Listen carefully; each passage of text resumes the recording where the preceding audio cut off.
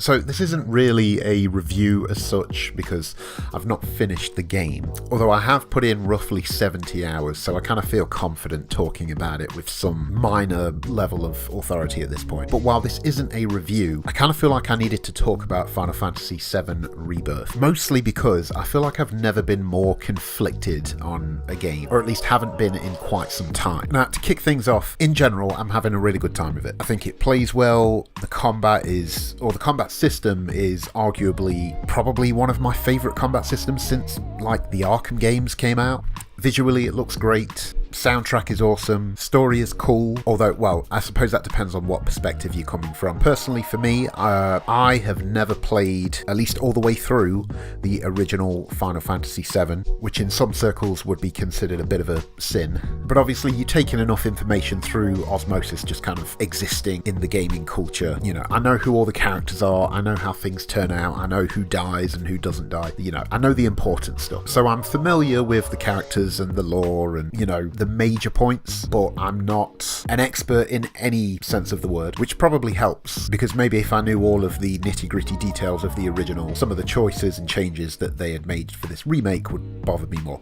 Anyway, back to my original point. I am conflicted on this game in a way which, if I were to give it a review score, I don't know what number I don't know what number I would give it. I seem to bounce back and forth between having a really good time with it and having these really engaging and thrilling combat scenarios and boss battles, and, you know, really getting stuck into experimenting with different materia, different setups, different trios of, you know, kind of like who your party's going to be and how they work together. Generally, I've settled on Cloud, Barrett and Tifa, which may be a bit of a basic bitch choice, but it is what it is. I'm having all the fun in the world with that, having a great time. But as I said earlier, I'm about 70 hours into my playthrough, and it would not be a stretch to say that maybe 20 hours of that, you know, anywhere up to 30 hours of that has been mini games.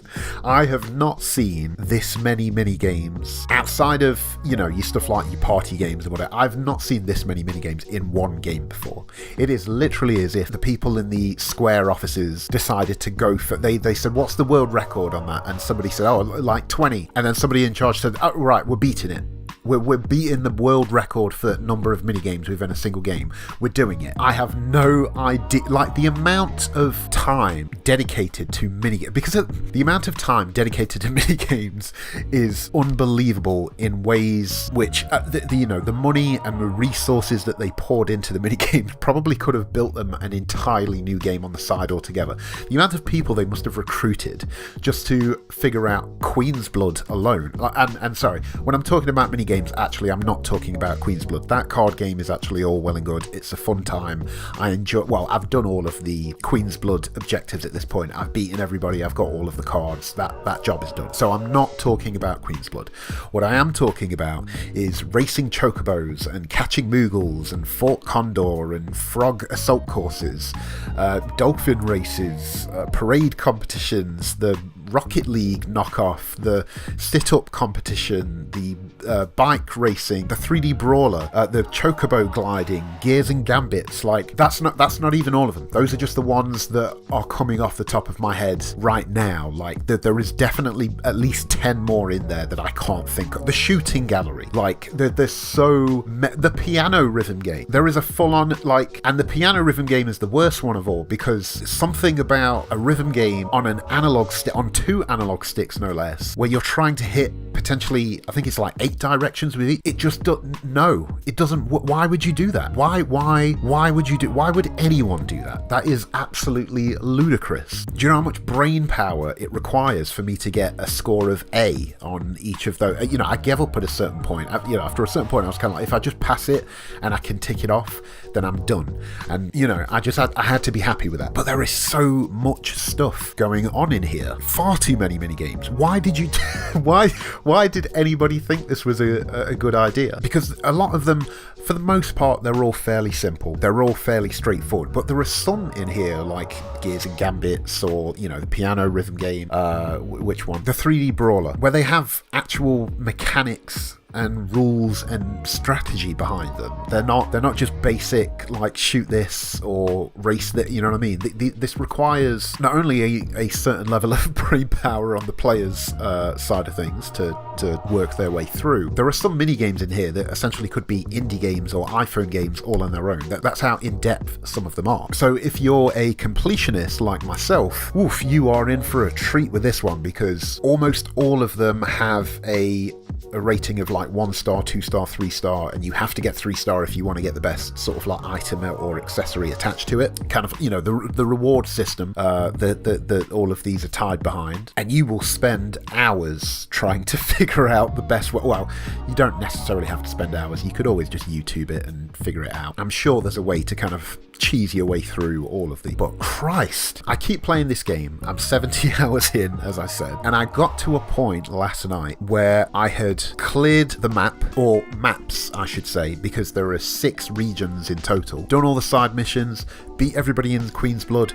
done all the mini games, done all the main missions in each of these regions, and I'm in chapter 12 of 14. So, you know, in that home stretch now of, okay, we've basically just got a few more main missions to go, and then, you know, we're all going to pack it up and go home. I get to the end of chapter 11, and these sons of bitches, they give you a notification and they say, oh, by the way, there's a whole bunch of new side missions that have just popped up in every single region. There's like 2 more side missions per region. There's also a 7th region that we didn't tell you about if you want to, you know, go out there and search in there. The mini games have changed. Now there are the same mini games but different difficulty levels to those mini games, or you know, different levels to the. It's Christ. So you build up this momentum and you think, okay, I've done it all. I've cleared all the icons. I've ticked all the boxes, and then they just populate.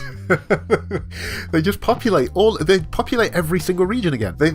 I've been handed another 10 hours or so of just like side content out of nowhere. It might be more. I've only done about 2 or 3 hours of it, you know what I mean, kind of since. And so, you know, when I'm saying this, I don't mean this as kind of like a don't buy Final Fantasy VII Rebirth. Don't, you know, if you enjoyed the first, if you enjoyed part 1 of this remake, you'll enjoy this one. It's less linear. It's more of a, you know, a map game. You know, you're going across, you're climbing towers, you're clearing a map. It's one of those games now.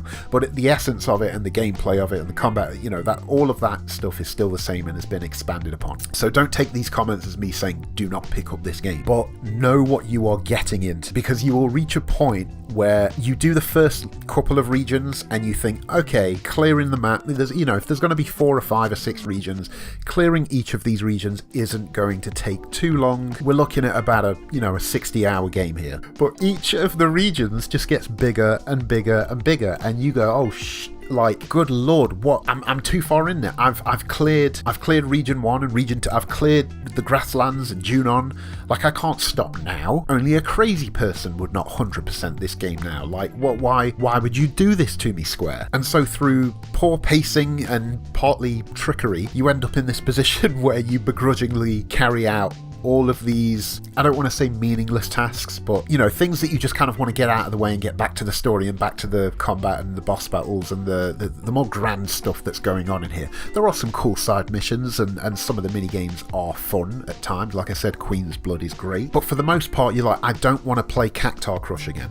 I don't want to glide this chocobo across this canyon with these like terrible, like, like my controller almost went through a window playing Glide to Chocobo. Gears and Gambits, I just turned on, there's like an auto setting that you can just turn on, and I still managed to complete it, because why would I dig into Gears and Gambits and like why would I spend that much time on a mini game that only has like 3 stages and then I'm going to bounce? Oh, now, you know, now it has more. Sorry, I forgot. The game completely just like popped out of a barrel and said, hey, there's more of this stuff to do.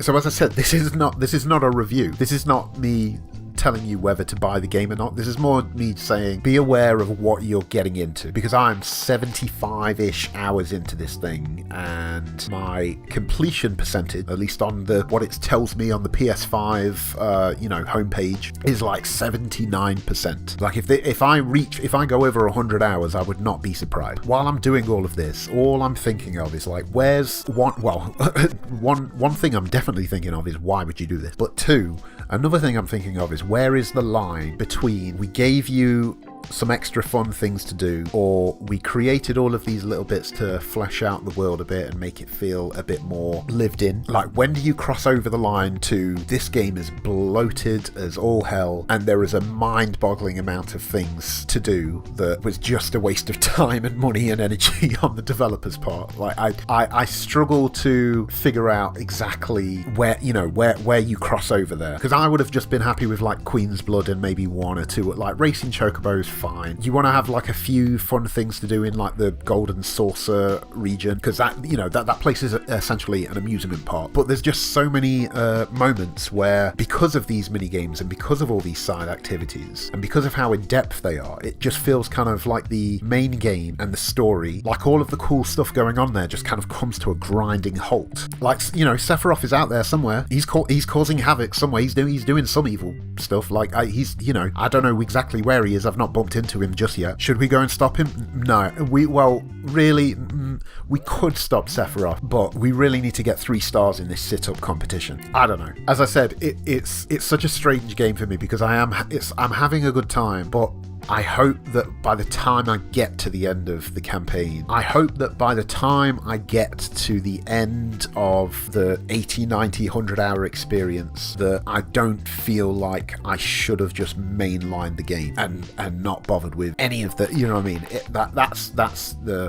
mean? I've always maintained with kind of open world games that if I finish your game and feel like I could have had just as good of a time, if not a better one, by playing less of your game, then something went wrong along the line. As with most of my videos, there's no real point to this one or any conclusion. I just felt like talking about Final Fantasy VII Rebirth, although, I suppose you would now classify this as a bit of a rant. But yeah, that's it. It's a cool game. Go play it. Have your fun with it. Team Tifa all the way. I'll see you on the next one.